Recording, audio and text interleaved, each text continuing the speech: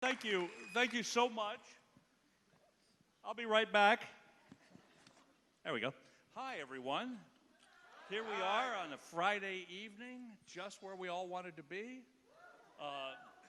And what's your name, young lady? Heather, but my last name's Riker, so you're in good hands. Whoa. Heather Riker. How do you spell it? Not the same way, unfortunately, but I might have to change it. Okay. You know, these chairs, I've got this weird habit. Every time I sit in a chair like this, I go through. I don't know why, but. So, okay, so I don't know if you told them, but anyone who wants a hug is fine. Yeah!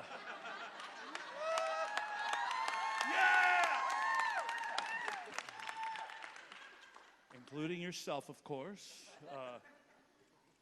And you know what? The video thing is really kind of like unnecessary.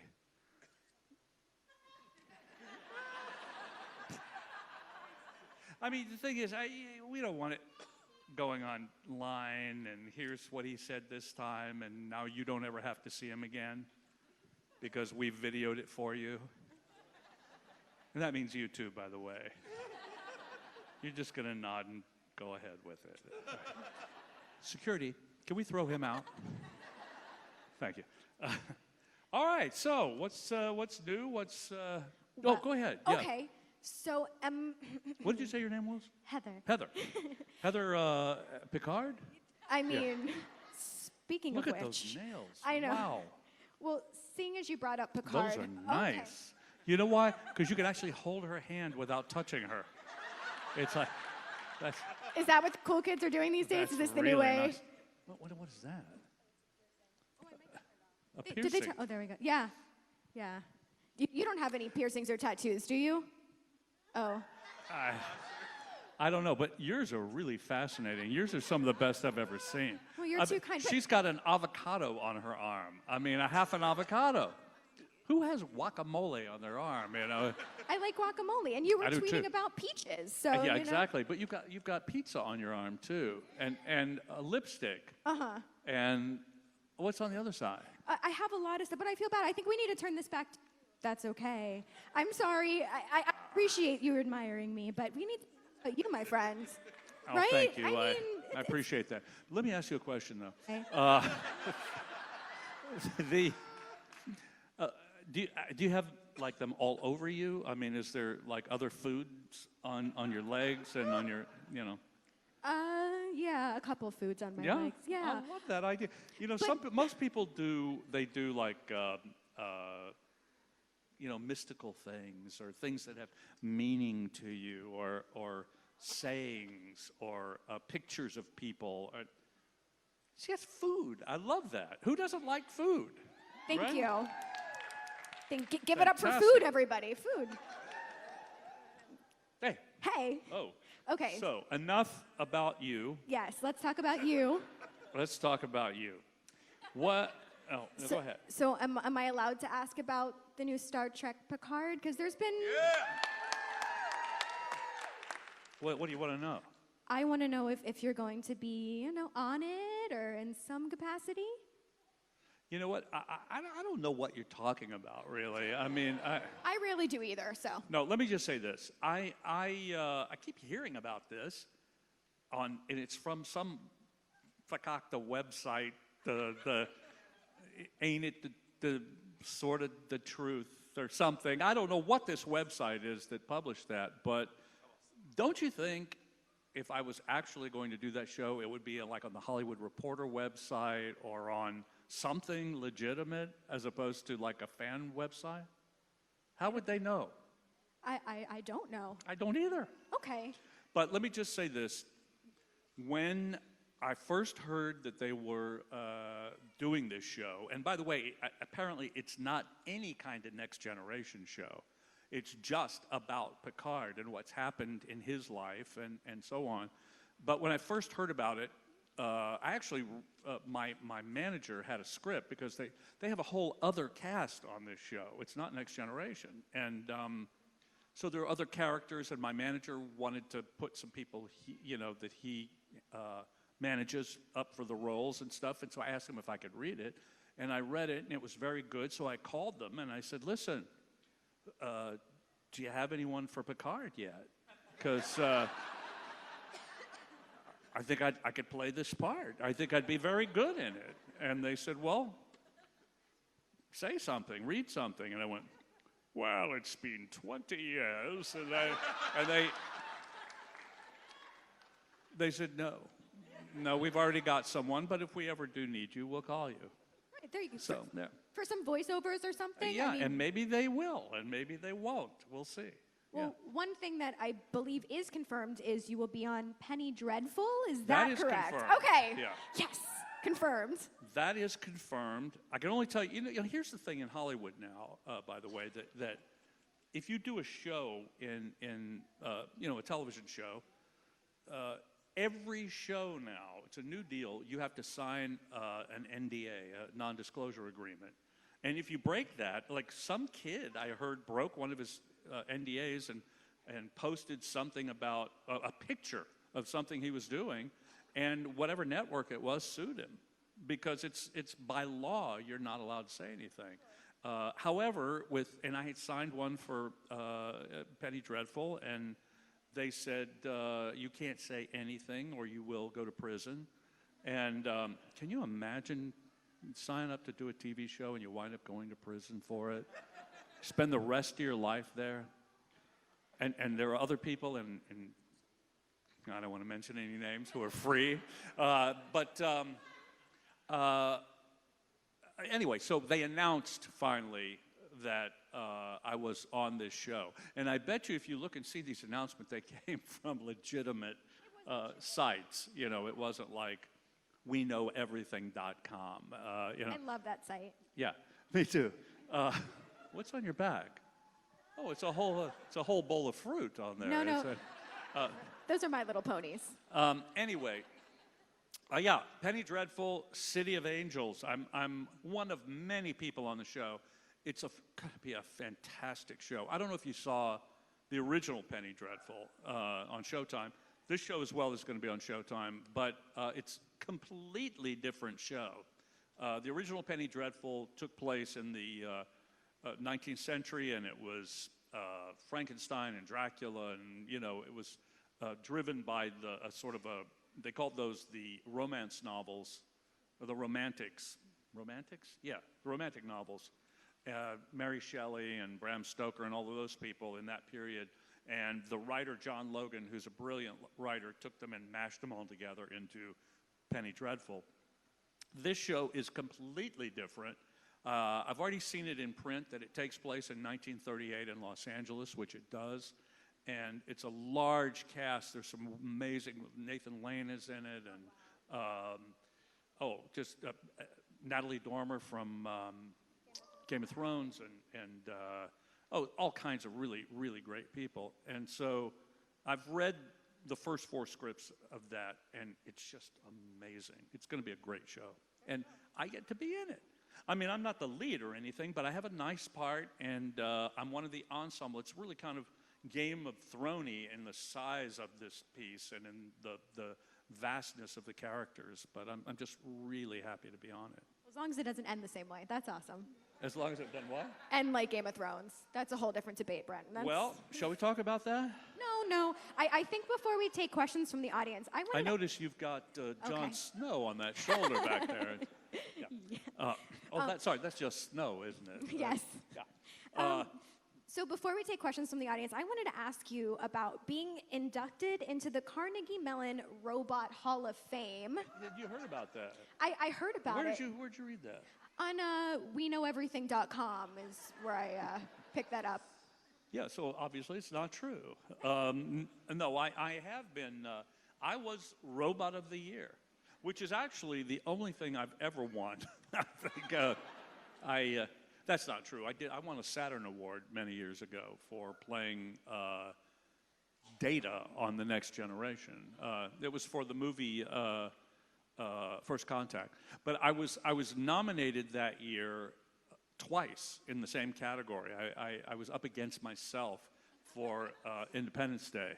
And I tell you what, I'm still angry that the other guy won. But Yeah, so I got this call that had been made Robot of the Year. I think it's a very prestigious award from Carnegie Mellon. Great school. I think the year before, Robbie the Robot had won it. And, I was big shoes to try to fill, but I did my best. But to tell you honestly, I couldn't go. I was busy. And to pick up the award. But Zachary Quinto went and picked it up for me. Yeah, because he was a graduate of Carnegie Mellon. And I thought that was very generous of him. Yeah. So, if it's okay with you, can we take some questions from the audience? Well, you've got more stuff there. What do you have? I have so much stuff, but I feel bad. They don't want to ask anything. Y'all want to ask questions, right? Look at the line. It's like, oh. While they're lining up, you got anything else on your list there? I have a lot on my list. Because the first two were really killers. I wanted to ask about the difference in using your voice on the TV show versus for the video games. Yeah, my voice. Yes. Versus the video games. Right. What was the process like having to do the voice of the video games? Have I done video games? I believe so. I really don't know. Have I? We were they know good? Everything. So? Well, the process is the same. You just speak. That's how you use your voice. Yeah, kind of like I'm doing right now. Yeah. Okay. Interesting. See, I like that question. Oh, thanks. So do you have grapes anywhere on you? I can't show the grapes at the moment. Okay. First question? Yes. Hey, What's your how are name? you? Okay. Would you consider working on the Orville?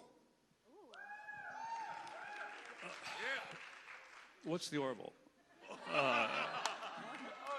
No, of course I'd consider it. Why wouldn't I consider it? I'd consider working on, I was trying to think of a bad TV show just as for the joke, but there are no bad TV shows anymore.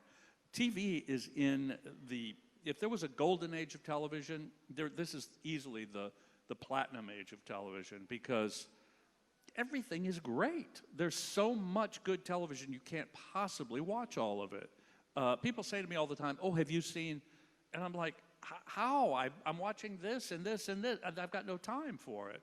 Now, I think there are well over 50 quality television shows on the air, and I don't think that's ever happened before. Good question. So, yes, I would be on the Orville if, should they ask me? Here's the thing you don't understand. I can't just go there and say, okay, I'm being on your show this week. They have to ask you.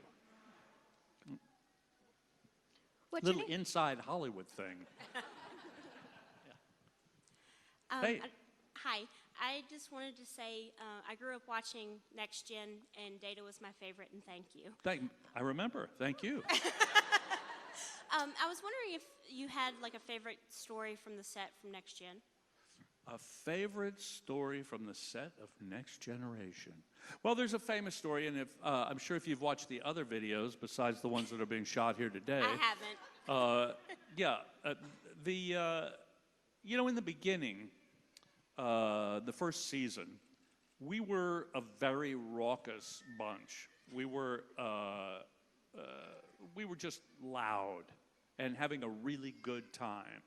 And we had a director who, the way it works is generally they say, okay, we have speed, meaning sound is ready, and then the camera guy says rolling, and he's turned on the camera, and then the director says, and they do clapboard, and the director says, and action. And we got to the point where we were clowning until the word action. And it got so bad, it was until you heard shun. And then we'd snap, and we would just do our thing. And this director was he said, you people, I can't believe this. You're so loud. All of you are just wild. And we were like, well, that's just, that's the way we do it. And then we got a call from our producer, Rick Berman, who said, hey, I need to call a meeting of all of you into, it was in the captain's ready room. And we all went in for the meeting, and he came in and he said, listen, we've got a director who has said he will not come back and do another episode because he has never seen such a raucous, wild bunch of people, you know. And Denise Crosby said, well, we're just trying to have fun. And Patrick, who was from the Royal Shakespeare, Right. he said, fun? We are not here to have fun. We're here to work. Why can't you do both? Well, you know, I don't know. And then, I don't know, Jonathan was crying. And we were all like, kind of like, gee whiz. I mean, he's really tough. And so we said, okay, we'll try to behave. And later that day, I think it was that day or the next day, we were shooting. It happened to be the episode, the Skin of Evil, I think it was called, where we lost Denise, actually. That was to a pool of Metamucil she went into. Yeah. And that's actually what that was Metamucil. And Jonathan had to go into it, too. And then we did the scene where there's kind of a bucolic hill, and it was a funeral scene, and Patrick gave a speech. We hardly knew her. Tosha. But anyway, he was up on the hill before we beginning, but just before shooting, and he starts whirling around, and he goes, "Thy hills are alive," and we went, "We're here to work," you know. And but from that point on, he was as bad as the rest of us. I'm glad you corrupted him. Yes, well, of course, me too. Yes. And he stayed corrupted, by the way. Good. Yeah. Thank you. You're welcome. I guess that also shows how quickly you guys could snap into character. Oh, well, exactly. I mean, once we knew what we were doing, it's not the ideal way. You know, most actors like to go in the corner and think about what they're doing and kind of try to get to the place they need to be emotionally in the scene. And we didn't. We just, you know, had fun. But you know what? Here's the thing. We were working on a sound stage generally around 16 hours a day. No windows, inside, in makeup, intense makeup, 16 hours a day. And literally, if we didn't have fun, we'd have gone crazy. Because we did 10 months, we did 26 episodes a season, and nobody does that. It's usually, a network does 22, and we were doing 26. And so at the end of that season of 16 hours a day, 10 months, we were exhausted, and we'd have been way tireder if we hadn't had fun. Hi, Brent. Thank you so much for coming to Richmond. Oh, pleasure. Thank you. When you were auditioning for The Next Generation, did you know that it was going to be an android, that it was going to involve, you know, a complete transformation? And Well, I knew he was going to be an android, you know, when I read the script. But and actually, when I got the script, my agent sent me the script. He said they're going to do a new Star Trek. Do you want to consider being on it? You know, auditioning for it.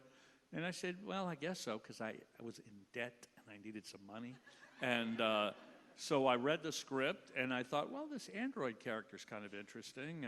And so I went in and I said, yeah, I could read the android, I guess. So I went and read for the casting director, Junie Lowry, who's one of the great casting directors ever. Still to this day, she's fantastic. And if you're going to post this, post it near her so she hears me saying that. And so she said, I think they should see you for this part. So I went in to the producers and the powers that be at Paramount Pictures. And I was sitting waiting to go in, and Junie came out of the room that I was going to go audition. She said, they're not sure, maybe they'd like you to read Riker instead. And I said, Riker? And she said, yeah. And I went, I'm going to leave. And she said, no, don't leave. And I said, well, and so I said, well, I don't want to play Riker. I prepared this other character. And she said, well, all right, let me go back in. And so she went in. Oh, I said, hey, could you ask them if I'm going to come in and read Data, could I, do they want Data to be like a robot, or do they want him to be sort of human-like? And so she said, I'll find out. So she came back, she said, okay, you can read Data.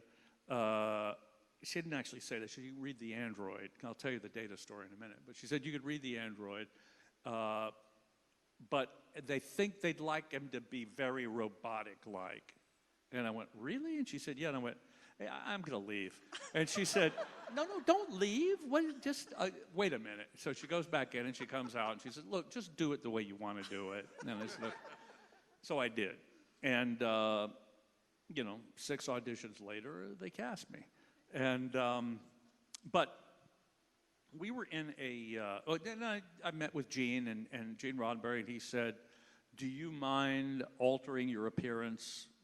And I said, no, I was thinking ears or something, and little did I know they were going to paint me a different color.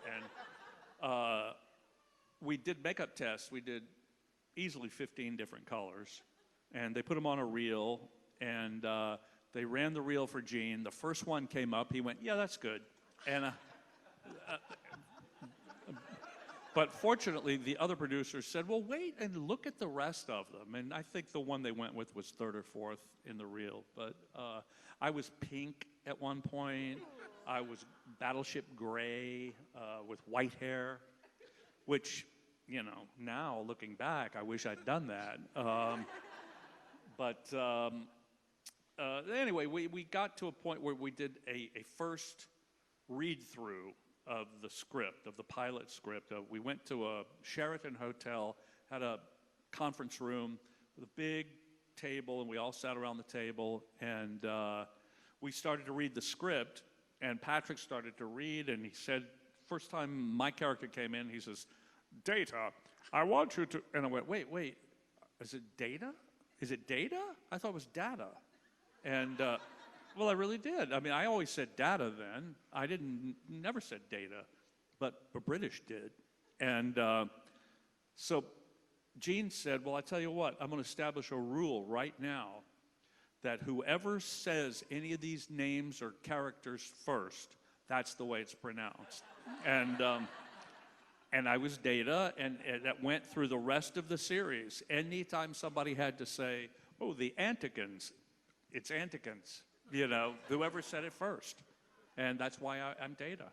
And I think, and I could be wrong about this, but I really do think that the word D-A-T-A really sort of changed in the lexicon. I mean, I think more people say data than data now. And I think it's because of data, Thank you so much. Yeah, what was your question? No, I'm kidding. Hello. Hello. Welcome to my show. Thank you. This is kind of a more personal for me question. I didn't expect to ask it. I didn't even know this Q&A was going on until 5 minutes before it happened. Yeah. Is it personal? Personal to you or to me? Kind of. What about I guess Heather? kind of a both ways thing. It can be. You never know. Yeah. When I started watching Star Trek, I was 5 years old. My Yeah. mom was a huge fan. Barely understood it, but I loved it. Yeah. The 2 characters I loved the most on TNG were you and Geordi, LeVar. And a big reason of that is as I started getting a little bit older, I started to realize, my family started to realize that I was on the autism spectrum. And Data was a character who was an android, who wasn't human, but a lot of his mannerisms and his wanting to understand emotion and his wanting to be similar to other people and for people to understand him for who he was very important to a person like me. And also seeing Geordi, who was a very scientific, very intelligent, very respected black man on this science fiction show during the 90s was very important to me. And I just wanted to say seeing the both of you was just a huge experience to me, and it shaped a lot of who I grew up to be as a person. Wow. I guess my question for you was, what was the biggest antics that you and LeVar had ever gotten up to on the show? Well, LeVar, let me just say thank you first, because you're not the first person who's told me this, who said that they were, had Asperger's or they were on the spectrum in some way, and as are we all, by the way. But but that it meant something to so many people on a whole different level than I understood at the time. I thought I was just entertaining, and so it was really rewarding to me and moving to me to find out that it operated on a whole other level that I wasn't even aware of, and I'm so glad that we were there for you. And but let me say also about something you said is I'm far more intelligent than LeVar. And I'm not saying he's dumb. I'm just saying that, no, you know what? LeVar and I had this shtick that we did, and I'm sure you noticed it if you watched the whole series. But any opportunity we could find, we would look at each other and go, and if you look at it, down to the very last moment of Data before he jumped out of the ship to meet his fate, we look at each other and go, and we would crack ourselves up every time we did it, because we must have done it 1,000 times. If you look at the show, it's in almost every episode, any scene we're in together, there's some point we look at each other and go. But let me just say this about LeVar, too. Sometime next week, I think the 11th of June, in Sacramento, California, they are presenting the LeVar Burton Park. One of the local parks has been renamed LeVar Burton Park, and that's where he grew up, in Sacramento. And I just talked to him about it the other day, and he said, my mother never dreamed that, the park around the corner from us is going to be named after me one day. And so he's quite something. Yeah. Thank you. Thank you.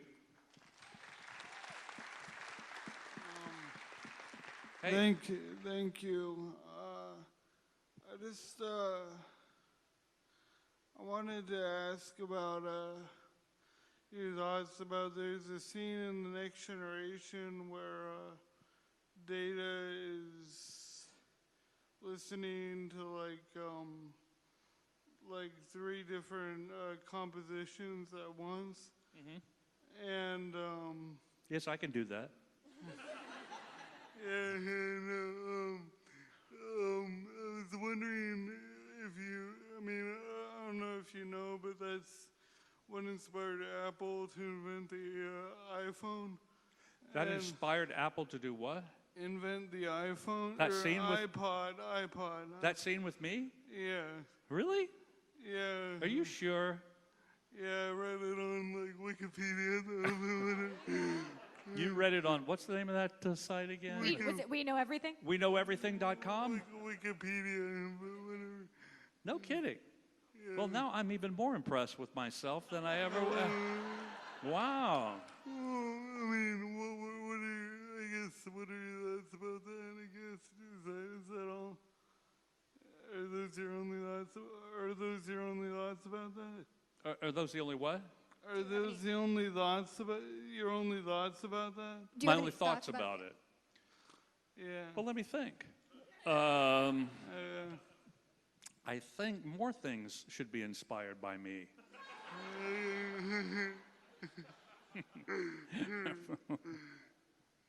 All right? All right, thank you. All right, thank you. Yeah, good question. I really didn't know that. Thank you for telling me about that. I'll use that when I go home. I'll say to my son, who's going to be on his iPod or something, did you know, by the way, the only reason you're doing that is because of me. Yeah. Hi, Brent. Hey. I just wanted to ask you, what was it like working on The Aviator with Martin Scorsese? Unbelievable. I've had a couple of I have this theory that, and I'm thinking of doing a podcast about it, but I feel that all celebrities, that the line between fan and celebrity is very thin, because I think all celebrities are fans. I've never met a celebrity, quote unquote, who wasn't a fan of somebody else and didn't geek out when they met somebody, But I got to meet Martin Scorsese, and he, the guy who wrote the script of The Aviator was John Logan, who he's writing Penny Dreadful. And he wrote your favorite film, Star Trek Nemesis. And, but he also wrote Gladiator and Hugo and many, many things. Anyway, he's one of the greatest writers ever.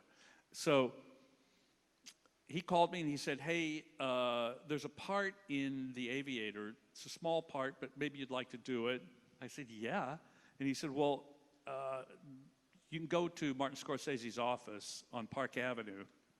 He had an office and you know, have a meeting with him. So I said, okay. So I went in, and in the screening room there was, in the office there was a screening room, and that's where he took the meeting. And so I sat there, and I couldn't believe I was with Martin Scorsese. And I said, well, I was talking about a movie of his that just came out. We were chatting about that a little bit and tell him how much I liked it. You know, the one, Gangs of New York, unbelievable. And I'm talking to him about that. And I could feel that the interview was winding down, and I didn't really want to leave. And because he says, thank you. Well, thanks for coming in. That was really nice of you. And I know this is the end. And I said, hey, can I ask you a question? And he said, yeah. I said, what movie do you think you've seen more than any other movie? And he went, that's interesting. And he goes, I guess it would be The Searchers with John Wayne. And I said, well, ironically, I've probably seen The Searchers more than any other movie. And I wasn't lying. It was true. I went, wow, well, that's my favorite film, and I've seen it more than any other. I said, I cannot, you know, if I see it on television and it's on the TV, I can't turn it off. And there's a scene where John Wayne and Jeffrey Hunter, the original Captain Pike, were in the snow, and they're looking for Natalie Wood, who's John Wayne's niece. And John Wayne says, we'll find her. Sure as the turning of the earth. And I said, if that moment happens and I'm stuck for the rest of the movie, I can't leave. And he said, oh, yeah. And he goes, hey, let me tell you a story about the first time I ever met John Wayne. And I said, oh, okay, yeah. And he says, all right, you be me and I'll be Wayne. And I said, oh, let me be Wayne. And anyway, I got the part. I got home, the phone rang. The casting director said, well, Mr. Scorsese would like to know if you want to be in, you know, if you don't mind doing one scene in this movie, would you mind just doing one scene in the movie? And I said, I did one scene in Dude, Where's My Car? You know, of course. And anyway, it was a great experience. And Leo was great. I call him Leo. Of course. Hey, Leo, how you doing? But I worked on the movie for 2 days, and it was Leo and me and Danny Houston. And Leo was great. Scorsese was wonderful to be around. He told me great stories, because I'm a big film buff, and he is too. And so I was kind of asking him about everything he'd done. And tell me about working with Jerry Lewis and King of Comedy. And it's fantastic. And that's what it's like, you know. That's that thin line. I was just like, I couldn't. You know, I've got a list of stories of me being blown away just by meeting people and having an experience with them. But that was certainly one. Thank you very much. Yeah, all the best. So I apologize, but this has to be the final question. Okay. Okay. And if you want to ask Heather something instead of me, feel free. Nah, that's all right. Ask him. Thanks, everybody who didn't get to ask a question. I appreciate it. But let me just answer. Probably not. Go ahead. What was the hardest episode to act on Star Trek? Oh, well, the hardest episode I had was this episode called Masks. You know that episode? Yeah. Or you just Puts the mask on. Yeah? Well, yeah, it was an episode called Masks. And what was hard about it was this.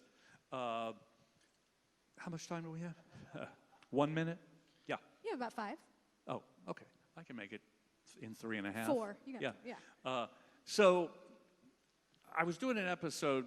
I basically, you know, I've only seen about 10 episodes. But some of them I remember the titles. Some of them, somebody said a title to me, I wouldn't have a clue what that show was about. But I was doing a show called Thine Own Self, and it was sort of a Frankenstein story in a way, where something had happened to me and I was missing part of my face, and I wound up in this medieval village with this little girl, and I don't know what it was about, but I'd have to watch it again, and that's not going to happen. And so what happened on the show always was generally we had learned this was maybe in the fifth or sixth season, we learned that because we were so tired from working so many hours that the producers figured out if we feature one or two of them per episode, or just one or three or whatever, we don't have to use everybody every day of every episode.